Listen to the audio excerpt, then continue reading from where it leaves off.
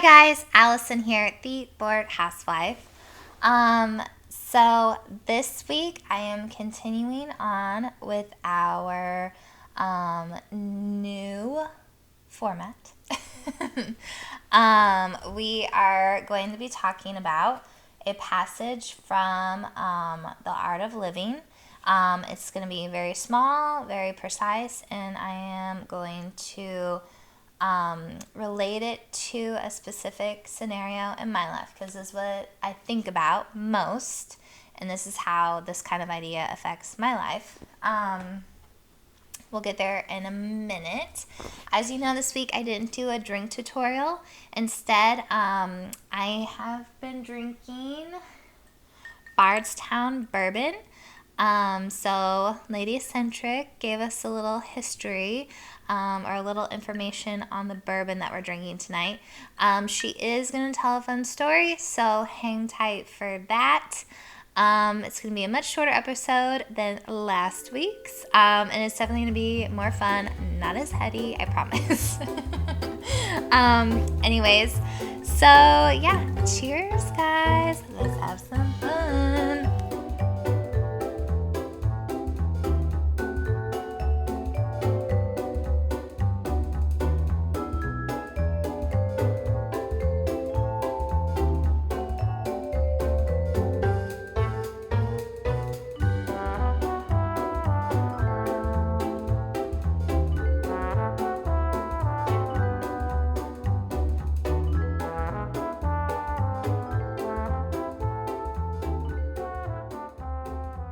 Hello, my sweet Lady Eccentric is back again to bring you the cocktail of the week. So, Allison is a little lazy and she did not get a recipe together this week. So, we're just drinking straight bourbon over ice, which, isn't really bad. It's Bardstown bourbon. Got it right here.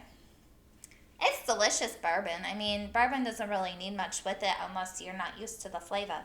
But, I like it. I grew up in an era where our bourbons were much stronger. So, let me tell you about that time period. So, last week I told you a story about meeting a nice young prince on my very first movie that I've been cast for. Well, before I became an actress, I was making my way out in the world. I just left home. Prohibition is happening, okay? And I'm dying to get into the entertainment business. That is what I wanted to do. That is what I needed. So, I found myself in this little speakeasy club. And I was a dancer. I was a flapper. And, for overall, people were very nice to me. I mean, some people might think like, wow, like being a flapper, that must have been pretty scary. But actually it wasn't. People were really fun and the owners were usually very nice.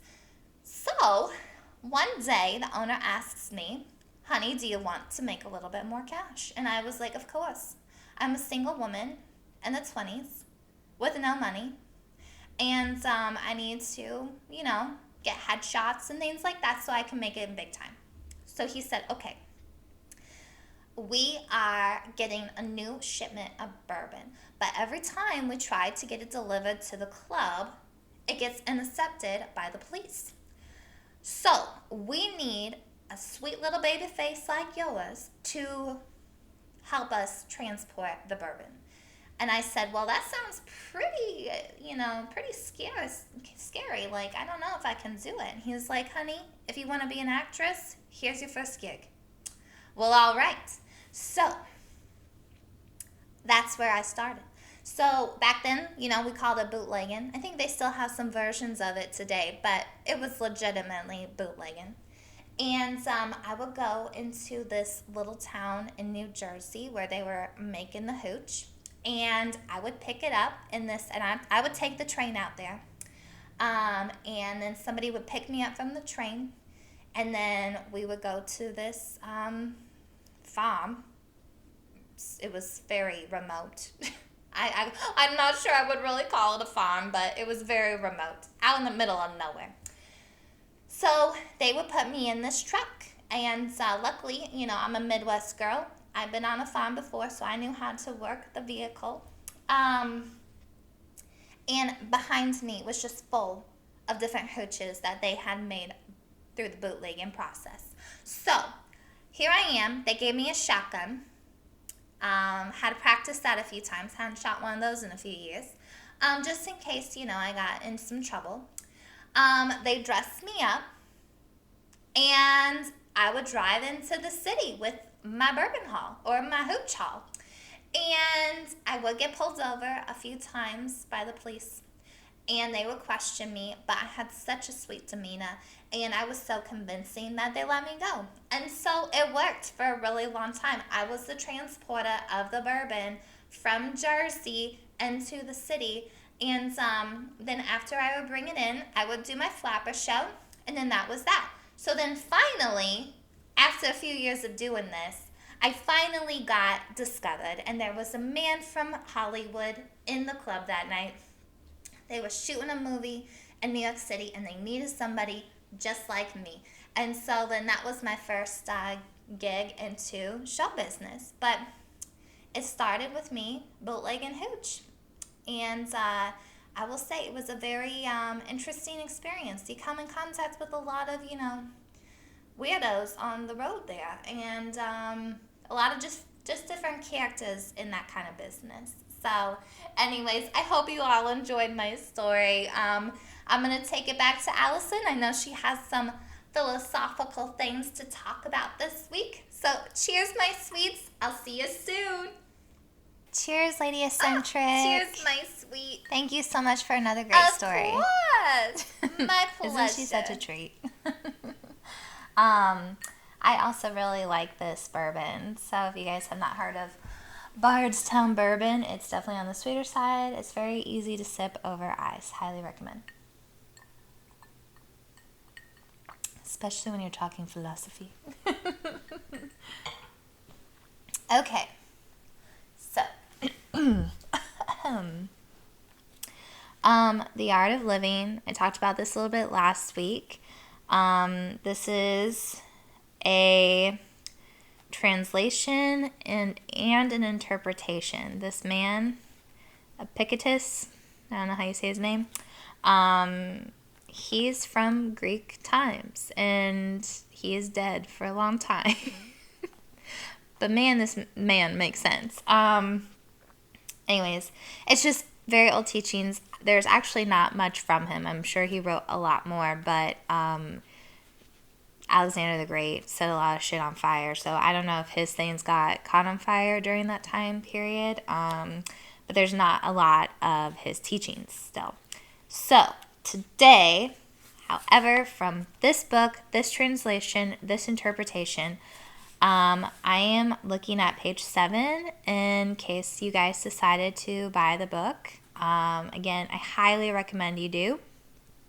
It's amazing. And it just makes you think about things. So, page 7, I'm going to read a few passages, and then I'm going to talk about it. Okay, so, the topic is called See Things for What They Are. So, I've highlighted a few sentences or paragraphs that really speak to this message. So it says, open your eyes. See things for what they really are, thereby sparing yourself the pain of false attachments and avoidable devastation. Okay. Remember that they have their own distinct character, which is quite a separate matter from how we happen to regard them. And then the third passage is, this is my favorite one. Things and people are not what we wish them to be, nor what they seem to be. They are what they are. Okay, so I'm going to relate this passage to my marriage. You can relate it to anybody in your life. It could be your mom, your parents, whatever, right? I'm specifically relating this to my marriage because this is where I feel it the most. So that first thing that I read, see things for what they really are, thereby sparing yourself the pain of false attachments and avoidable destination. What does that mean? that to me means that when you accept something, and let's put it in a human form so that we can fully understand, at least in my description that I'm about to give, when we see people for who they really are, and we have this, versus the idea that we have of them. So I'm going to take my husband. Okay, this is my husband. This is who he is. If I have a false attachment, or if I have a false attachment to him, right? So that false attachment means that I have this idea of who he is that he's not actually. So if I avoid that, then I will avoid disappointment.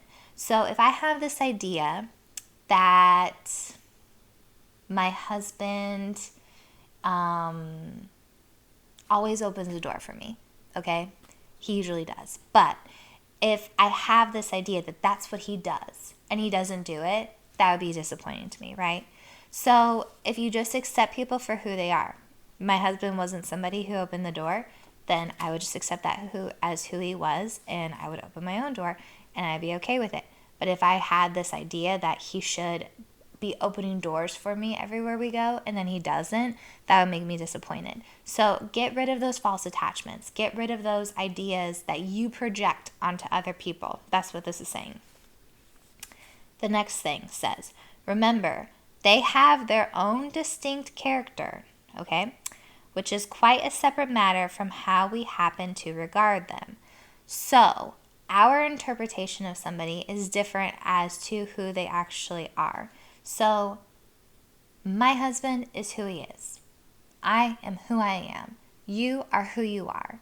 So, someone might project onto you or interpret you in a different way. That's on them, okay? So, if you do something that is out of character, it's not actually out of character. That's actually just who you are.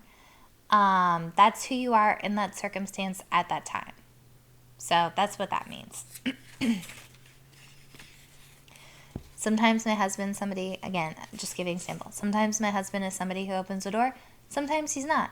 Sometimes he is in the mode of, I want to be a gentleman and be sweet to my wife. Sometimes maybe his head is somewhere else and it doesn't have anything to do with me at all.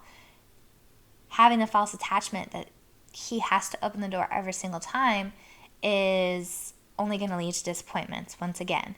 And that might not actually be who he is. So then the last one is my favorite. Things and people are not what we wish them to be, nor what they seem to be. They are what they are. So then that's the final thing, right? They are what they are. We are humans. We are who we are. We're all working on things. We all have a journey. We all have different developments, sure, but we are who we are. And so for somebody to come in and try to change you or manipulate you into something different, have expectations that make you act out of what your born character is not fair. And to have those expectations and different things, obligations to people, that's not fair. You shouldn't put those on people. So this is where my marriage comes into play. I feel this most of my marriage. I used to feel this in every aspect of my life. Maybe not as much with my friends, but with people who are super close to me. So like my family, and now my husband. I think that I personally take their characteristics and their reactions and their personality as like a reflection of who I am. And that's just not true at all. I think a lot of people have issue with this concept because a lot of us are control freaks. I think, and this is stereotyping, but I think a lot of women have, a lot of issues with control. And not that it's because we want to be control freaks, it's because so much gets put on our plate So, I'm not a mom, but even still, I feel it. And I can only imagine you would feel it even more if you're a mom. Just all the responsibilities that women take on that maybe men don't take on as much. And then I think it's just kind of in our nature to take on a lot of these things.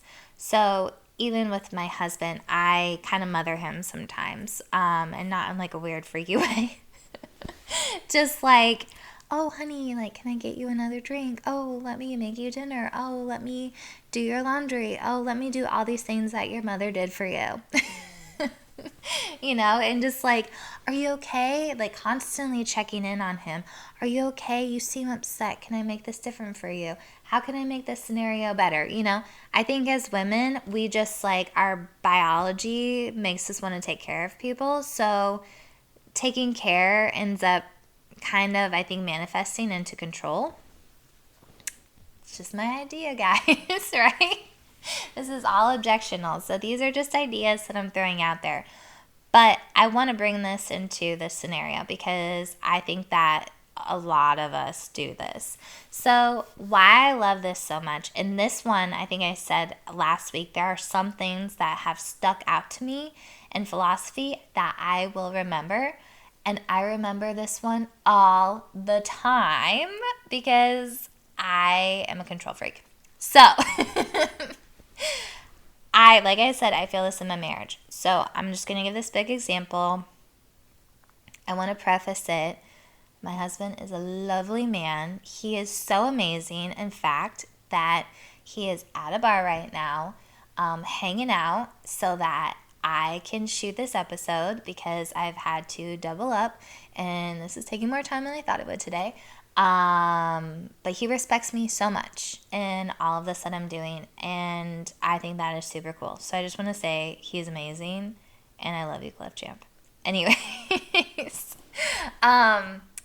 so my point is, okay, so I'm putting this all into significant others. You can seriously apply this to anybody who's close to you. I think that when we first start dating people, when we first start getting into relationships with that person who ends up becoming our life partner, our significant other, whatever, husband, wife, whoever it is to you, I think that there are things that people do that we don't really care for. To be honest, I can't really think off the top of my head anything about my husband as far as when we were dating, because our dating period was so short. But everyone has it. There's little things you're like, that's kind of annoying. But you're so smitten. You're so in love. It's just like exciting that you tend to overlook things. And you also are like, I want this person to like me. So I'm going to pretend like this doesn't bother me, even though it does. So we all have that, right? Well, then once you get married and you've been in it for a little while, those things are harder to overlook. And specifically in social situations, this is where my certain scenario comes out. But I will give an example that, like, something that is at home. So I don't like dirty dishes in the sink. That's my thing. That's me. I don't like it. So up until this point, that I'm going to get at in a minute, I just put them in the dishwasher or wash them or whatever on my own. Very early on in our marriage, my husband made a comment and said, I love that we don't have just dirty dishes piling up in the sink. And I said, oh, that's important to you? And he was like, yeah, I hate coming home and seeing dirty dishes in the sink. And I was like, noted, buddy. So from that moment on, if he came home and put his dirty dishes in the sink, I was like, hey, could you please put your shit in the dishwasher? And he was like, oh, well, like, and I don't know if we had like an actual, like, we didn't have a fight or anything about it. I don't know if he questioned it or not, but I was basically like, hey, this was important to me, so I just did it. I didn't have this expectation on you, but when you announced that this was something that was an important thing for you and you appreciated it, now you get to also partake in the scenario. So, to give another example, I don't like clothes thrown everywhere. I don't like clothes on the floor. I like to take my clothes off, and I either have my designated, I can wear this again, I have different piles. Okay, this is my area of either it's a laundry basket or on top of the dresser or a chair, that I could potentially wear these clothes again, but I'm not willing to hang them up right now. So, okay, fine, that's my thing, right? Or they go in the hamper. I don't like clothes all over the place. My husband loves to come home and strip down into his underwear and throw his shirt and pants and whatever on a chair and then sit in his underwear on the couch. Okay. So I've made jokes about this and he has too. It doesn't bother him that clothes and laundry are everywhere. So I've decided, you know what? Fine. It bothers me. It doesn't bother him. That's his character. This is my character. I'm not going to push my problems and my expectations on him because in his mind, they will eventually get to the laundry. But in his time, I don't want them there. So I will pick them up and put them in the laundry. No big deal. And I've accepted this as part of him because we have different ideas of the process, right? Dishes, another thing. He leaves dishes in the sink. I call him out on it. Clothes on the chair, I let it go because we have different perspectives in those scenarios. So, my issue with this passage, or not issue, but what I struggle with the most is not as much of the home stuff. Some people, it might be more of the home stuff. So I gave you those examples so that you might think about something that you're like, I expect this of my person at home all the time and they don't do it. Well, is that innately their character? And I'm not saying like every behavior should get a pass. I mean, absolutely not. Everyone, like if your husband's like, I don't care if this house is a pigsty all the fucking time, like whatever. Okay, there's a level of respect because in the same breath, they need to have respect for what you feel too. It's a balance, and that's something that you have to discuss and communicate. So, whatever that is. But it's like the small things, right? That bug us that maybe sometimes you just have to like breathe and let go because it's like, this isn't actually a big deal, and that is just who he is. So you got to figure that out. You got to pick your battles, right? So my biggest issue, though, is when we're in social scenarios. So I have a hard time. Okay, so my personality is I don't like confrontation. I like to keep the peace. If someone does something that bothers me, I will pull you aside at another time and explain to you the scenario. If it does have to be like pressing in that moment, I try to keep my calm, especially if I respect you as a friend. I don't like confrontation. So if I have to go there, I will go there because I don't let people walk over me. But I also have a lot of patience and a lot of leeway as far as like, okay, what's their scenario tonight? Are they just being drunk? Are they what's going on in their life? Like, I try to look at a full picture because there are just times where it's like, and sometimes I'll just be like, whatever, it's not important and it's not a big enough deal to like get into it, and I'll just like let it pass. Like, if they bring it up again, whatever. Sometimes I will cut you off. If you go too far, too much, I'm not afraid to cut a person off. If I realize you're a toxic person and you're not good in my life, then okay, see you later. And I've done that to a few people. So it's not like, I'm not willing to be friends with people if they're not, good people in my life. So anyways, with that being said, that's my personality, okay? So if I like you and I respect you and we have a really good time, then I'm always am reading the room. I try really hard. I hate making awkward jokes. I hate offending people. If I do, I apologize for it.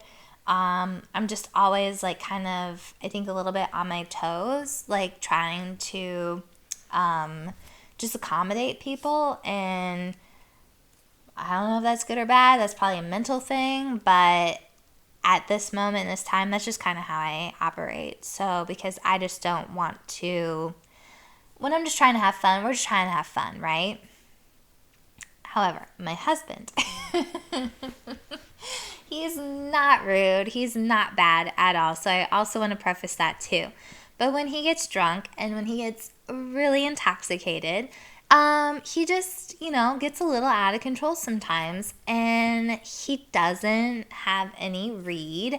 I've noticed that he kind of like takes stuff differently sometimes, like way different than me. And I don't know if it's a guy thing or just a him personality thing, but there's so many times where I find myself trying to censor him, and it's this control thing, and it's like, oh my god, I know he's drunk. And I don't have like any great examples, but one that kind of comes to the top of my head is like last year on the 4th of July, we were at our friend's house and we were watching the fireworks, and it was just a small group of us, and my mom was there.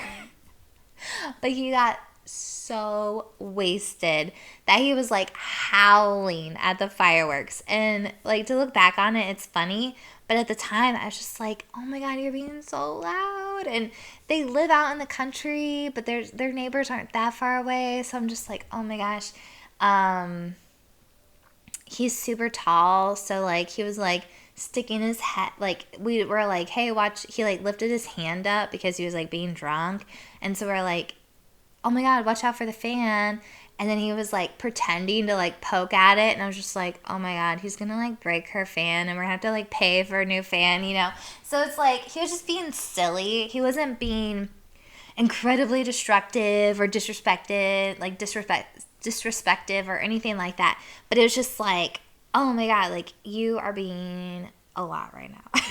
And so I have this tendency to try to control him, which, by the way, doesn't work, especially if he's been drinking. He gets more defiant and more naughty. My hang up is I'm just so worried about him offending someone or someone saying something. And it's really a defense mechanism on my part, because so this is where it comes from. I accept him as that. I saw this man before I married him. I saw it a lot before we even moved out to Alabama. I think recruiting duty has made it a little bit worse because he has to be so serious all the time and he's working all the time that his like breaks to just kind of let loose and be fun are few and far between. So I think that's kind of caused those moments. And he's just so stressed out all the time that when you add alcohol in that scenario, it just makes you like wild. I've been there. So I get it. But like before, like I saw this person, and when it's just him and I and we're out having like drinking and having fun, I don't give a shit. Amongst strangers, I don't care. He can be whatever. And the thing is when I'm not trying to control him, he is so much fun. He's just a great time. And everyone's like, oh my God, you're so fun and whatever. But when we get around some of our friends here, it's like sometimes he kind of gets into it with people. And I'm not going to get into all of that because it doesn't really matter. And it's like we're all just been drinking. And so it's that kind of sort of scenario, I think. And people just take things a little differently. But it's like I found myself in the middle of our friends and him sometimes. And it's really hard because there's a part of me that wants to cater to my friends and be like, okay, like let me make you feel good. But then the larger part of me is like, I love my husband. I know he's just letting off steam, and he's actually being fun. And if I try to control him, he is going to go wacko. He's going to make it worse. So, the thing that I have to continue to tell myself is, and let's go back to the philosophy here, he is who he is. This is the man I married. This is the person that I agreed to marry, knowing full well what he does when he drinks. I accepted it. I loved it. I thought he was a blast. I thought it was so much fun. Just because now we've entered into a new friend group that might not fully understand him, or I have insecurities and projections that maybe people will be offended by him, does not give me the right to try to control him. I need to accept him for who he is. And so that's the point of the whole podcast today. You know, we can't control people, and we can't make people who we project them to be. And I think that when we have these close relationships with people, we come up with these ideas, these like perfect images of who they are. And it's like, I don't know about you, but I don't like being controlled. I don't like people telling me what to do or who I can be or what I'm supposed to be expected to do. So why would I try to do that to somebody else? Like, sure, if he was being destructive and mean and, you know, and there was a moment, which luckily everyone laughs about now. But it's like, okay, yeah, in that moment you needed to be stopped because you were just, you know, out of it. But most of the time, he's just being silly and fun, and I need to just let him be who he is, even sober. There's a friend of ours who they butt heads sometimes, and I make a joke, and I'm like, you guys are like brothers and like brother and sister, like how you act. Like, she's actually older, but I'm like, Cliff's like the older brother, and you're the little sister. Like, that's how you guys act together. And so we laugh about that. But I think even me coming up with that comparison is a way for me to like sort of ease the tension between shit, because it's like, it makes me really uncomfortable when they kind of go at it, because I feel like I'm somewhere in the middle, and it's like I'm going to support my husband, but I really like you as a friend. So if you say something bad, it's going to make me defensive and it's going to make me upset. So I try to avoid all of it. But anyways, it's like, you know, we just have to allow people to be themselves. And that's what that is. And so I'm going to read this again. The last one that I read. Things and people. So things and people, like, you could buy something, you could buy a car and expect it to be this, you know, whatever, and it could be something different, right? You could have a dog, you could have an animal, you could have, you know, whatever is in your life that you're like, oh, here are my expectations, and it not be what it is. So things and people are not what we wish them to be, okay? They're not our expectations of what we want them to be, nor what they seem to be. So you could have a Lamborghini. What's something that would seem to be a Lamborghini, okay? Maybe people would look at you like you're so rich and so high class and amazing, okay? Well, maybe people amongst that actual high class society might look at your Lamborghini like it was like old school, and it's not whatever they think is, okay? So that's kind of the example. Like, you might buy something with all these expectations of what it is or what it seems to be, and then the person that you're trying to, you know, impress or whatever you're trying to say with this item, they could look at it and be like, whatever. You could be the richest person in the world and live like a hobo. You know, it's like, and none of those things matter. So, you know, this is the point. And then the last sentence, they are what they are. A Lamborghini is a car. It's a vehicle. It gets you to one place to another. You try to put any other meaning to it, you're a silly person, because some people don't give a shit about money. Some people don't give a shit about high whatever cars. Other people might have an equally expensive car that does better in whatever category. So that's the point to this. People, animals, things, whatever we give these meanings to, we can't project. We just have to accept what it is. We have to accept who our people are. I have to accept that sometimes my husband gets drunk and howls at the moon. And you know what? I love him for it. And to wrap it up, because it says, can keep this short. Okay. I think we learned some of this when we're kids. So the thing that kind of reminded me of this was like when you're a little kid and you always have that one kid that's like doing their own deal and they're not following directions. And then you have that other kid. Whoops. You have that other kid who was me, who was like, teacher, they're not, painting the way that you told us to paint. And the teacher's like, whatever, they're doing some version of it, so mind your own business. Mind your beeswax, right? So it's like, I think we find these things as little kids. We're taught this stuff as little kids. But then as we grow and we evolve and we learn stuff and we're influenced by different things, we get these other ideas. And it's seriously as simple as, you are you, I am me. And we just have to accept each other for what we are. And sometimes you decide, this is who you are, and I don't want you in my life anymore.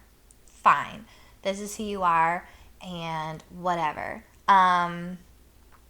There's other factors into that. Sometimes people are going through mental health scenarios, and that's outside of philosophy. So sometimes we just have to have patience with people, too. When you've invested time and energy into a person, is it fair to just poof, okay, you're not who I thought you were?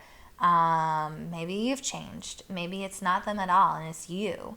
And so it's like there's just things that you have to consider and think about. And I think that's really cool because that passage I seriously think about all the time. Anytime I'm trying to control people and I'm feeling like flustered and overwhelmed, that pops into my head.